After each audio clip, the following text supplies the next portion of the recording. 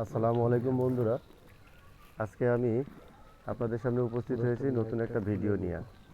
তো আজকে আমি আপনাদেরকে দেখাবো ঝুঁকি ওভারলক মেশিনের টিকে নাইফ পরিবর্তন করে কিভাবে এয়ার কম্প্রেসার নাইফ সেট করতে হয়।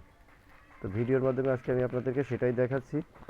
তো চলুন, প্রথমে আমরা আমাদের পুরাতন টিকে নাইফটা খুলে নিব। দেখতে থাকুন।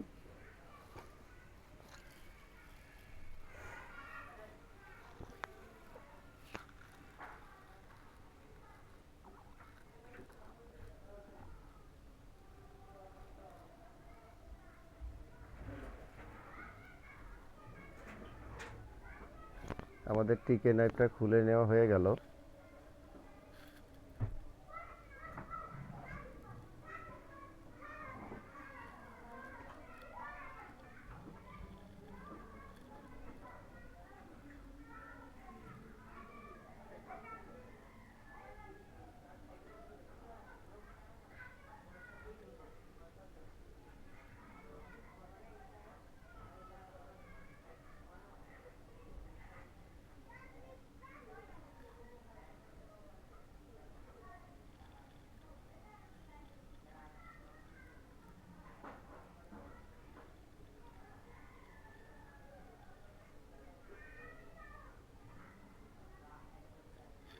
এই বেসটার সাথে আগে আমাদের এয়ার কম্প্রেসার নাইফ সেট হবে।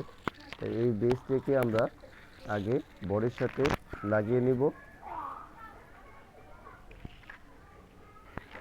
এটা সেট করা হয়ে গেল। এবার আমাদের নাইফটা আমরা সেট করব।